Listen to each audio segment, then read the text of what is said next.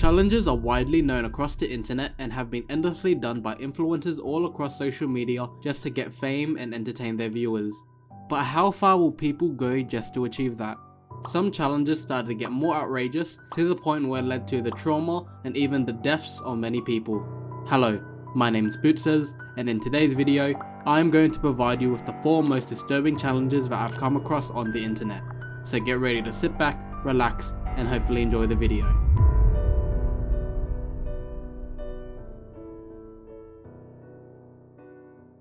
This video will go into dark topics including suicide and death. So if you're in a bad mental state or extremely uncomfortable about this situation, I strongly advise you to please skip this video. The Tide Pod Challenge. Back in 2018, a very idiotic trend started to arise on the internet. The challenge involved children and teenagers being dared to intentionally eat and consume an inedible laundry detergent, which is commonly known as Tide Pods. This challenge skyrocketed amongst the younger generation as they would partake in any form of trend in order to gain attention and fame from other people. There were thousands of clips that revealed people biting down on Tide Pods and instantly regretting it after. But luckily, soon after this trend went viral, YouTube and other social media apps started to take down videos about the Tide Pod challenge as they didn't want the trend to spread and grow even more. I don't know if you know this, but Tide Pods are quite poisonous, in a matter of fact. Within Tide Pods, it contains cleaning chemicals that include polyvinyl alcohol, detonium benzoate, and fatty acid salts. The pods are highly concentrated with chemicals compared to other traditional laundry detergents. If consumed, it can cause major severe health issues to an individual. The potential effects of Tide Pod consumption or any form of misuse include seizures, pulmonary edema, meaning that there's too much fluid in the lungs, respiratory arrest, comas, and even the chance of death. There were no pivotal public examples or news stories that I could find other than from a YouTube video by a user named Chubby Emu that states that this was a real event that occurred in January 2018. So if I'm wrong, then fuck me, I guess. In January 2018, a 17-year-old boy, referred to as JR, engaged and partaken in the Tide Pod challenge as he wanted to experience the greatness of laundry pod flavor and become internet famous. After consuming 3 Tide Pods, he had an immediate regret as he felt a burning sensation in his mouth and nose, and as a result tried to spit out the detergent from his body. After half an hour of repetitive coughing, dry heaving and vomiting, JR's mum rushed him into the hospital. Doctors revealed that he was on the verge of cardiac arrest, so they stabilized his airways and pumped his stomach. The aftermath for JR was that he suffered from burns to his windpipe, esophagus, stomach and lungs, but luckily made a full recovery. This was one of the main stories about the trend, but there were still thousands of more children that did the same stupid thing. The Holocaust Challenge. Probably the most insensitive and offensive challenge on this list goes to the Holocaust Challenge. In late August of 2020, a newly formed trend started to gain traction on TikTok that centered on individuals filming themselves with makeup on, pretending to be Jewish victims of the Holocaust.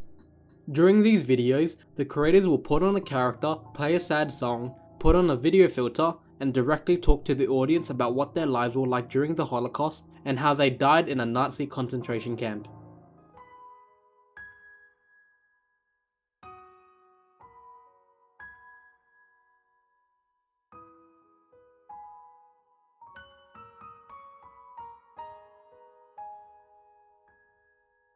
Of course, the vast majority of the public was reasonably disgusted about this challenge. The clips of the trend were heavily criticized by the public as they found the trend to be demeaning, unacceptable, and incredibly disrespectful to the actual victims of the Holocaust. This challenge was getting so much backlash from people to the point where the Auschwitz Museum, the site of a former Nazi concentration camp, made a response to the offensive challenge. The victims' trend on TikTok can be hurtful and offensive.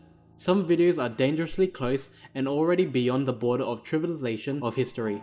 But we should discuss this is not to shame and attack young people whose motivations seem very diverse. It's an educational challenge. TikTok then gave out their own statement by revealing that they reviewed the Holocaust clips and stated that the videos did not violate the guidelines as they had an educational nature to aim and raise awareness about this situation. However, it was their top priority to keep their community safe, so they blocked all users' ability to search for the challenge on the platform. After the drama started to pile up, Those who were part of the challenge publicly apologized to their fans and to the Holocaust victims as they understood the great offense that they did. The Blackout Challenge. The Blackout Challenge, also referred as the Choking Challenge or the Pass Out Challenge, did not originate from any social media apps, but started to become more popular again in 2021 on TikTok. The challenge revolved around the concept of intentionally trying to choke oneself or another person out in order to obtain a euphoric high. Instead of most people tapping out to regain the oxygen, most individuals wanted to see how long they could go for. It went on to the point where they ended up passing out and becoming unconscious. The majority of the participants of this trend were young children and primarily under the age of 12. I wish they knew how dangerous this challenge was, however, it was too late. As the Blackout Challenge started to become popular in 2021, in Aurora, Colorado, a 12-year-old boy passed away in a hospital 2 weeks after he was found unconscious at home. The family of the 12-year-old boy assumed that he was participating in this challenge and tried to choke himself out with his shoelace. The boy was rushed to the hospital and ended up being in a coma for 19 days on life support until he passed away.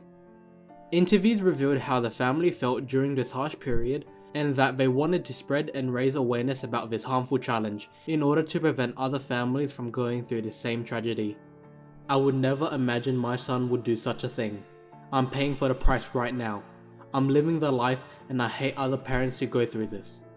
The family started a GoFundMe page and reached over $180,000 for the child's medical expenses and funeral charges.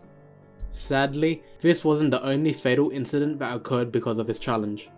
While researching, I found out that during the 18 months since the challenge was trending, there have been roughly 15 to 20 reports of children being rushed to the hospital and becoming brain dead after trying this challenge.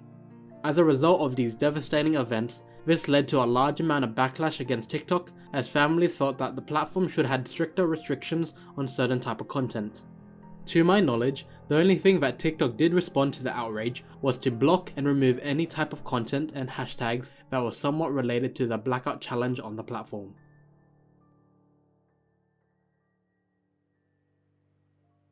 The Blue Whale Challenge. Blue Whale or the Blue Whale Challenge is one of the most devastating and tragic challenges on this list, as it is commonly referred to as an online suicide game. The game was commonly occurring in Russia and assumed that that was where it all started. The online game is targeted towards children and teenagers with low self-esteem and provides them to do one task per day in the span of 50 days. The Blue Whale Challenge starts off with a player signing up on an online site named vk.com. Once the user signs up, they are given an administrator who will provide them with a daily task to complete. In the beginning, the tasks are very innocent and simplistic, such as waking up in the middle of the night or watching a horror movie. However, day by day, these tasks will gradually turn into extreme violent activities. After a few weeks into the game, the administrator will give the players tasks to harm themselves in a gruesome manner. One popular example was cutting a whale shape into their arm. As these tasks became more sinister and sadistic, the administrator will give you a last challenge telling the user to kill themselves in order to end the game. For those wondering what happens if you decide to quit halfway, the administrators will threaten the players by saying that they have all their personal details about the user, including their address, and would send multiple people to find the user. This could be entirely fake, but most of the players were naive children and teens, so they felt that they needed to continue. A YouTuber named Scare Theater went into detail about the possible deaths that could have been linked to the online game, starting with these two individuals, Yulia Konstantinova and Nika Volkova. In 2017, these two were found dead after they both fell off a 14-story apartment building. People believe that these deaths were linked to the game, as on both social media statuses, it ended with them saying end, and that Yulia's last post on Instagram was a photo of a blue whale. However, there was still skepticism about the link between the game, as apparently a few of their posts contained various questions that revealed that they might have been going through mental health problems which caused them to jump rather than the game. During this entire period, there were more cases that were brought to the public, consisting on children, teenagers, and even some adults taking their own lives.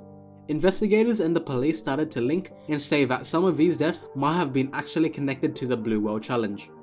A few months later, the police detained and arrested an individual, Philip Burikin, for his part in the Blue Whale game and for telling other users to kill themselves by jumping off high places, getting hit by trains, or by overdosing.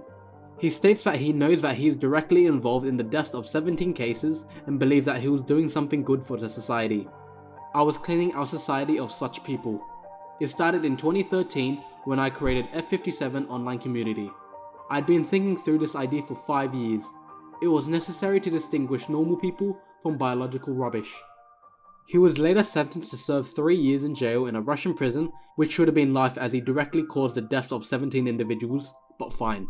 He is now out of prison from mid 2020 to early 2021, and I bet that he's roaming across the web doing the exact same thing again. Thanks for watching the video. These were just a handful of the many challenges and trends that I could find on the internet. So write down a comment down below if you want to see a part 2, or write down another video or topic that you'd like me to do.